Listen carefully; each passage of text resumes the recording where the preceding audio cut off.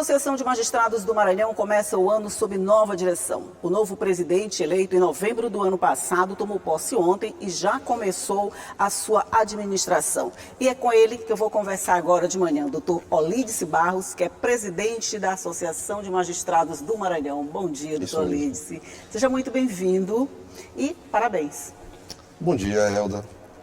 Obrigado pelo convite, obrigado por nos receber da Associação dos Magistrados. Da última vez que nós estivemos aqui foi exatamente em plena campanha. Em plena campanha, né? Verdade. E naquele momento nós conversamos sobre os nossos desafios, sobre o pleito eleitoral. Né? Eu dizia a você que nós estávamos tendo uma eleição, uma disputa, depois de mais de 15 anos que nós não tínhamos. E eu acho que aquele programa deu sorte, né, para a nossa vitória e para o nosso sucesso. Tá quente. Mas isso é bom, né? Quando o senhor disse que aqui, há mais de 15 anos que não tinha uma disputa, quer dizer, era sempre uma chapa única, concorrendo, era quase aclamação. Sim. Agora foi diferente, teve uma disputa. Isso significa o que para vocês, doutor Olídice? Eu conversei com o doutor Ângelo ainda no ano passado, né, a gente conversando, ele fazendo um balanço da administração dele, a gente falou sobre isso. A disputa de duas chapas depois de muito tempo. Isso significa o quê? Divergências ou duas posições diferentes sobre uma mesma coisa? Olha, Elda, eu acho que, em primeiro lugar, isso significa o pleno exercício da democracia dentro da associação. Né? Nós somos uma associação de juízes, de magistrados, né? Nós não temos participação político-partidária, mas dentro da associação nós temos nossas posições a respeito dos caminhos da magistratura, de quais devem ser os projetos que devem ser encaminhados e os projetos que devem ser direcionados à magistratura. Então é natural que nós tenhamos visões de mundo distintas dentro da nossa própria carreira. E isso nos levou a uma disputa. E dentro desse ambiente democrático, nós podemos dialogar, nós podemos conversar com os colegas, compreender quais eram as insatisfações, compreender quais eram as angústias que assolavam os colegas, especialmente num ano tão difícil, num ano de pandemia, num ano de retração econômica. Então eu acho que essa disputa foi uma disputa muito saudável. Eu tenho muito respeito ao colega Rodrigo Terças, que esteve na chapa adversária, e aos demais integrantes daquela chapa, e eu acho que nós saímos fortalecidos, a magistratura saiu fortalecida, a nossa chapa saiu legitimada dessa associação, porque os colegas, eles puderam demonstrar que confiavam no trabalho da atual gestão, melhor dizendo, da gestão do presidente Ângelo, a qual nós vamos dar seguimento e aperfeiçoar.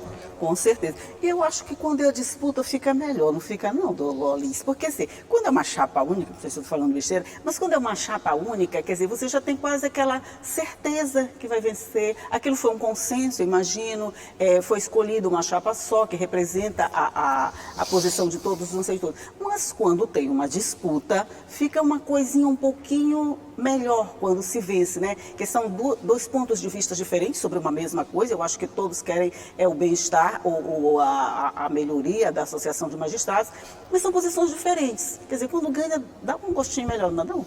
Olha, eu acho que da última vez que eu estive aqui, você até me perguntou o seguinte, se eu estava com frio na barriga em razão da disputa. Eu disse, olha, é natural nós termos esse frio na barriga. Nós não tínhamos uma disputa há algum tempo, e aí logo quando eu me candidato, né, nossa chapa, vem a disputa.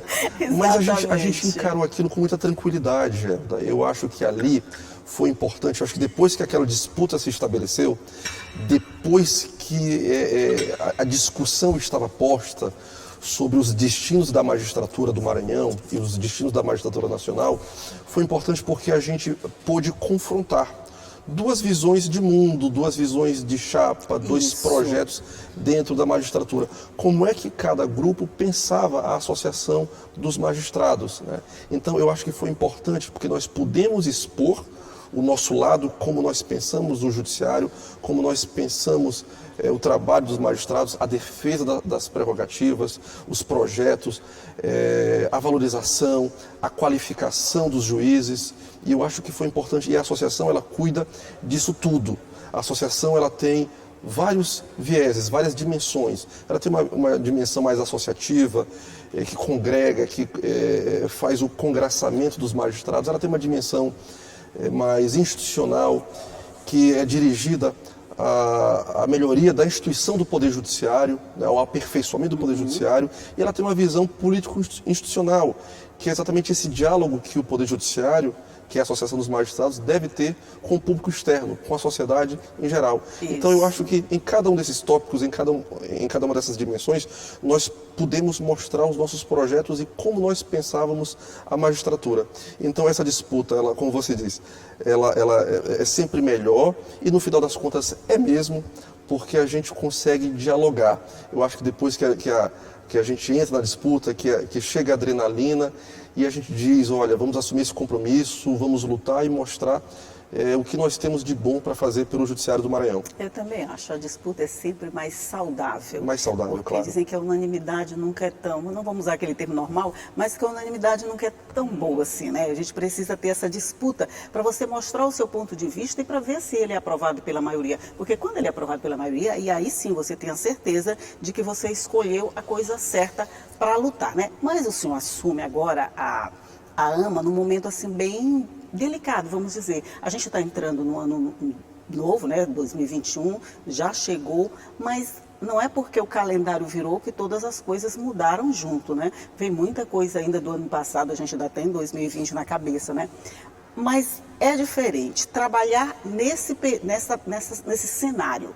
Quando tudo ficou completamente diferente, trabalhos online, videoconferências, essas coisas todas, como é que o senhor imagina assim, o futuro? Eu não vou dizer o futuro muito longe, mas esses 2 anos, com tudo diferente do que o senhor viveu até agora? Elda, olha, dentre tantas conquistas da gestão do presidente Ângelo, nos 2 últimos biênios, essa foi uma das maiores. Foi mostrar que nós estávamos preparados para nos adaptar em uma pandemia em que houve um isolamento social intenso, especialmente no início, e mostrar a indispensabilidade do Poder Judiciário. Então, durante a pandemia, nós produzimos milhares de atos judiciais, decisões, despachos, sentenças, atendimentos a advogados, expedições de alvarás, nós demos cumprimentos a ordens judiciais, realizamos audiências por videoconferência, nós aperfeiçoamos o nosso serviço. Então, eu acho que o presidente Ângelo e a gestão que acabou de findar, ela teve essa grande qualidade, ela conseguiu desde o primeiro momento em que se instalou essa pandemia, em que se instalou esse cenário de calamidade pública nacional, nós tivemos esse diálogo com o Tribunal de Justiça, com os demais poderes do Estado, e nós conseguimos atuar de forma firme, mostrando a importância do Poder Judiciário e mostrando o quanto o Poder Judiciário é imprescindível para criar, inclusive, um ambiente saudável para o desenvolvimento social, para que as relações sociais pudessem se manter. Nós tivemos muitas discussões durante essa pandemia relacionadas a quebras contratuais, inadimplência, todas essas dificuldades, salários atrasados, questões relacionadas à saúde. Nós tivemos, eu acho que você lembra, nós tivemos um lockdown. Tivemos decretado 2 semanas de lockdown. Pelo nosso colega, o juiz Douglas Martins. Não é? E esse lockdown, sem a menor dúvida, teve efeitos positivos sobre a pandemia do coronavírus, na medida que naquele momento nós estávamos numa escalada de casos e a decretação daquele lockdown, semanas após a sua decretação, nós percebemos uma redução dos casos. Então nós atuamos em todas as formas, em todas as modalidades durante essa pandemia. E, obviamente, nós vamos iniciar 2021, nós tivemos uma retomada dos casos da Covid. Sim. E precisaremos estar preparados, atentos para isso. Mas essa preparação, por exemplo, quando vocês tiveram videoconferências, audiências de custódia, através de videoconferências, quer dizer, muita coisa passou a ser realizado com a mesma eficiência, claro, mas de forma bem diferente. Daqui para frente, você imagina que pode continuar desse jeito, mesmo que a gente volte à normalidade, quer dizer, os avanços conseguidos agora, que eu imagino que uma videoconferência, ela abrange mais do que uma presencial, quando ela dispensa deslocação, ela dispensa várias coisas para acontecer. Ela acontece com a gente em casa, ela acontece de qualquer forma. O senhor acredita que esses ganhos de agora, eles vão continuar, mesmo que a gente volte a 100% presencial em toda a vida? Sim, eu acho que esses ganhos são duradouros, né? Eles são permanentes. Eu acho que não dá para dizer que as videoconferências, por exemplo, elas serão agora a regra. Vamos deixar essa regra para judiciais. depois do intervalo? Fazer um intervalo rapidinho, mas é bem rapidinho mesmo, é só para a gente tomar um cafezinho e a gente volta já já para continuar conversando. É um minuto só.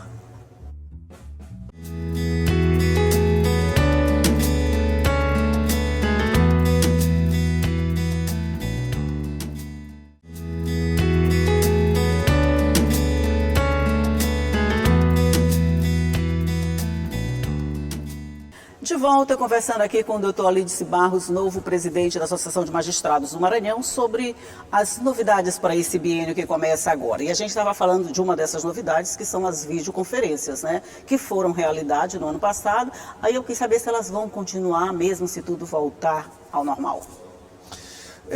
Olha, é como eu estava dizendo agora há pouco, eu acho que ela não será uma regra, mas eu acho que a audiência por videoconferência, a audiência remota, ela veio a agregar, né? Ela trouxe aí mais uma possibilidade, mais uma modalidade, que já havia essa previsão no Código de Processo Civil, já havia essa previsão em outras leis. Uhum. E o que a pandemia fez foi exatamente antecipar esse futuro, foi essa instalação das audiências por videoconferência.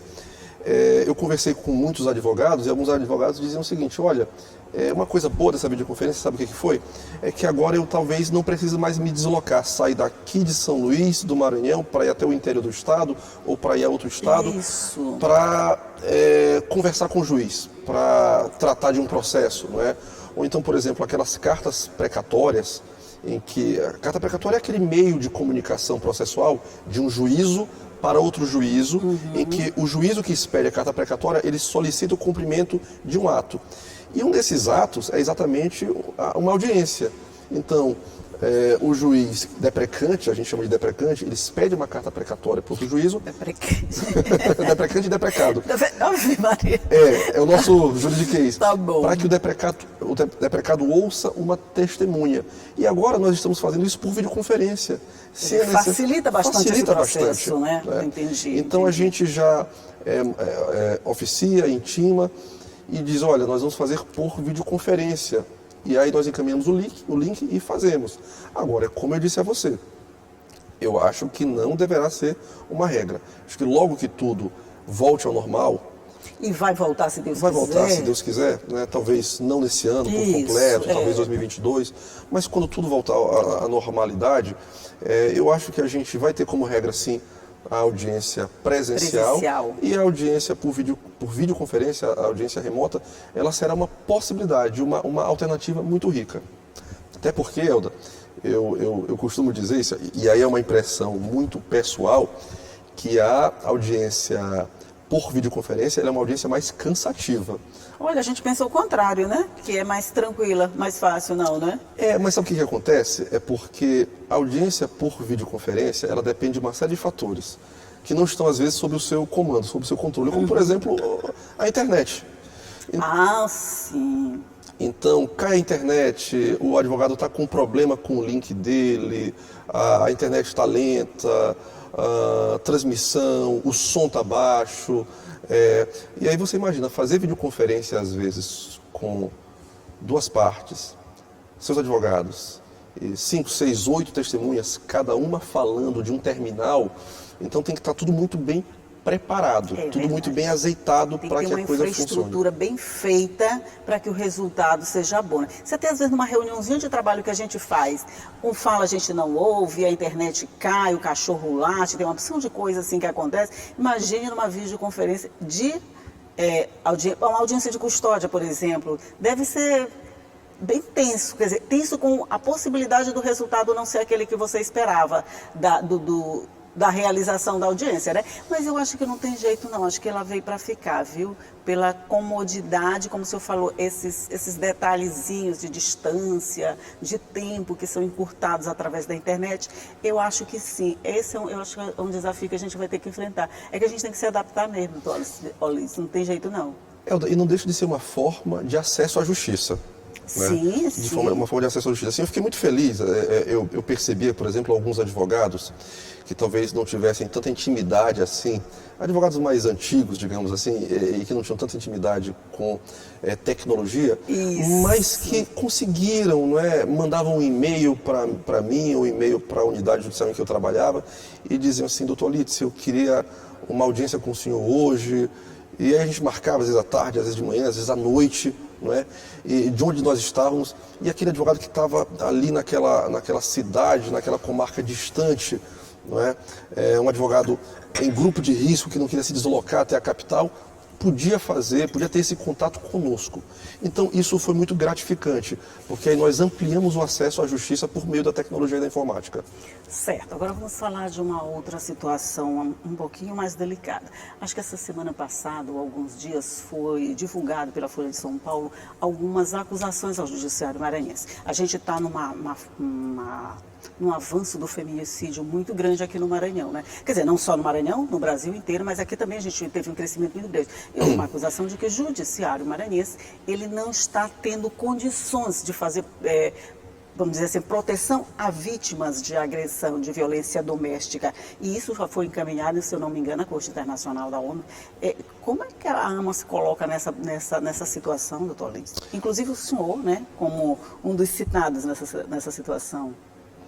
Olha, Elda, nós ficamos surpresos com essa acusação, e eu digo já de início que é uma acusação absolutamente injustificada, sem nenhum respaldo. Muito ao contrário, o Poder Judiciário do Maranhão tem sido exemplar no combate à violência doméstica e familiar contra a mulher.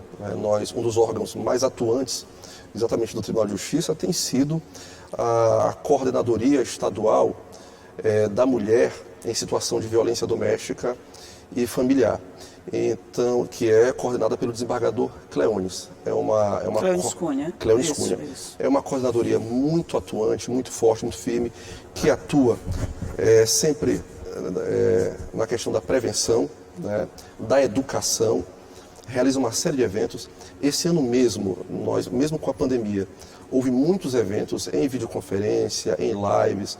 Nós tivemos aí o advento de uma campanha chamada Condomínio Legal, que é uma campanha em que os síndicos de condomínio têm o dever de comunicar à polícia, às autoridades constituídas, situações, relatos de violência doméstica. E os juízes do Maranhão estão absolutamente atentos a isso. Os juízes do Maranhão têm produzido muito, inclusive despachado nas ações de violência doméstica.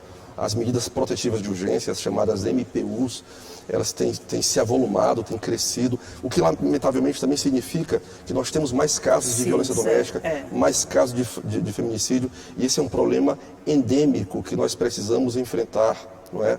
De maneira firme, de frente, com ações, com prevenção, com diálogo, com exemplos como, por exemplo, dos colegas nas comarcas do Maranhão, que realizam grupos reflexivos voltados para agressores, para homens que são acusados da prática de violência doméstica, em que é imposta uma medida protetiva, e uma delas é exatamente que eles compareçam ao fórum, ao local designado, para que eles realizem dinâmicas, uma escuta, um diálogo voltado a uma reeducação dessas pessoas que tiveram esses episódios.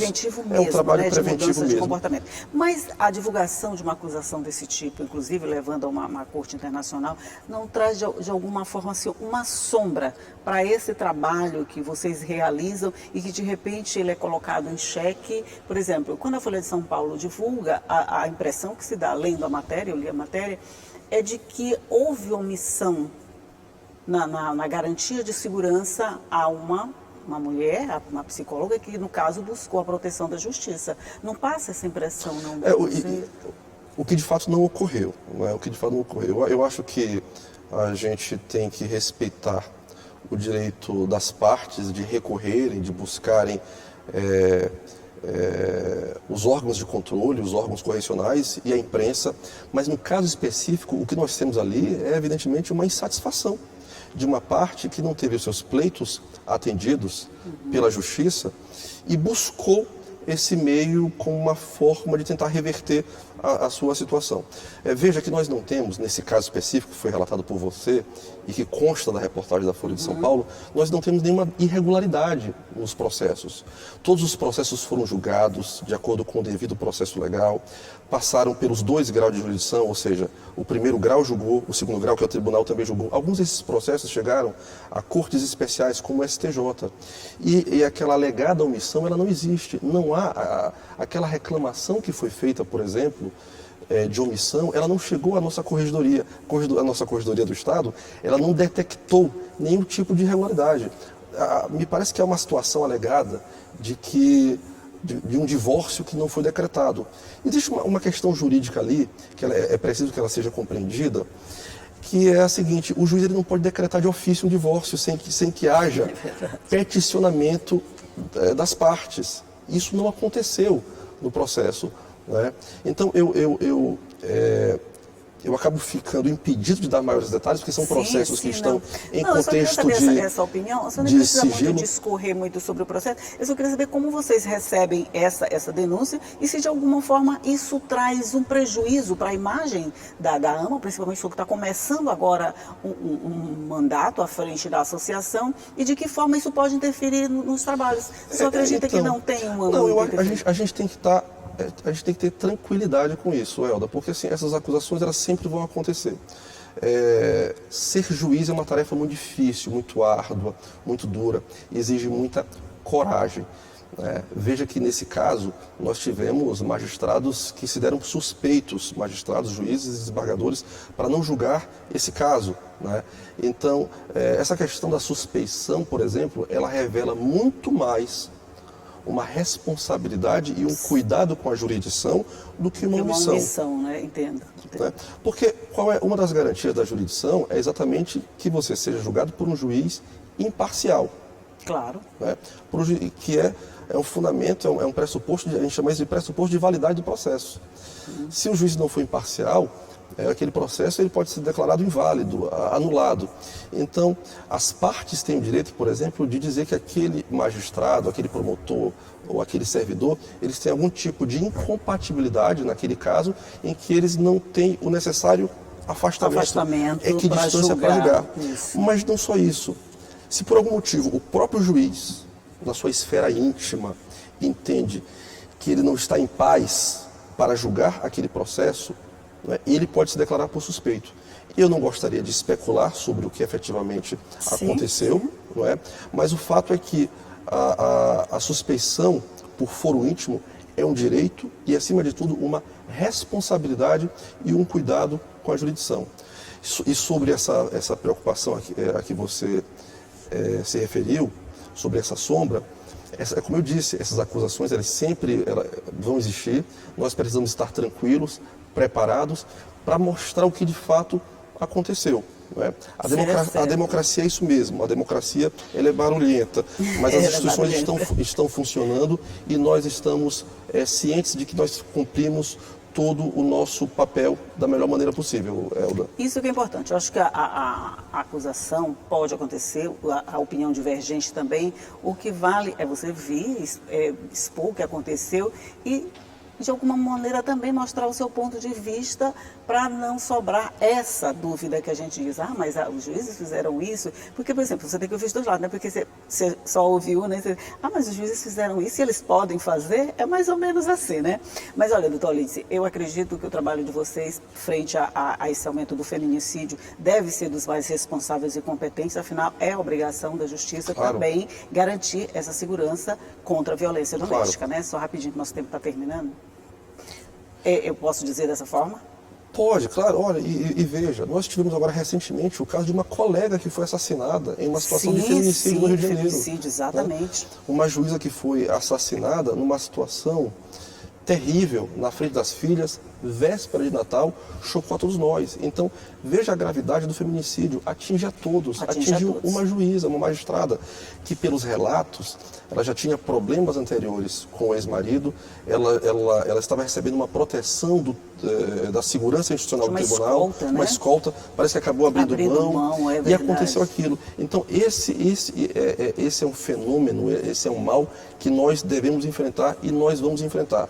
O Poder Judiciário, a Associação dos Magistrados, vai apoiar todas as campanhas para enfrentamento desse crime bárbaro que é o feminicídio. Olha, nosso tempo acabou, a gente teria muito mais coisa para conversar, passaríamos a manhã inteira aqui conversando, com certeza, mas o que me resta é desejar ao senhor sucesso nesses 2 anos, que venham problemas. Claro que vai ter, senão também não tem graça, né? Não pode ser tranquilo, como o senhor disse, a democracia é barulhenta, né? Então, todo mundo sabe dos seus direitos e todo mundo reclama pelos seus direitos, claro. Mas eu quero paz e tranquilidade e saúde para o senhor nessa gestão toda e que seja um ano de sucesso para todos nós, né? A gente está precisando um pouquinho de tranquilidade, né? Estamos precisando. Eu acho que nós sempre gostamos da virada do ano, porque no fundo nós gostamos muito de rituais. De rituais, né? E os rituais eles são importantes. A gente joga tanta expectativa em 2021 que eu acho que ele já vem cheio de coisa. Sim, tá, chega de 2020, né? chega de 2020. Então, que esses rituais marquem essa passagem, que não seja só uma virada de calendário, que a gente possa mesmo encarar o outro ano como um ano diferente vai ser. Sem dúvida, eu agradeço a você mais uma vez, Elda, pela oportunidade. Nós tratamos de assuntos que são muito caros à magistratura, sobre os nossos desafios, sobre as conquistas da gestão do presidente Ângelo, e nós seguiremos fortes, nós seguiremos cientes e muito tranquilos do nosso papel. Nós seguiremos cientes de que nós trabalhamos de forma muito correta, muito adequada, e que nós vamos honrar todos os votos que nós recebemos da magistratura, que confiou a nós essa grave missão de representar os interesses do Poder Judiciário do Estado do Maranhão. Nós somos a voz organizada da magistratura, já que a magistratura não consegue se organizar em partidos políticos, por exemplo, mas nós somos essa voz organizada em que a magistratura pode fazer os seus pleitos e lutar pela melhoria do Poder Judiciário e, consequentemente, da sociedade.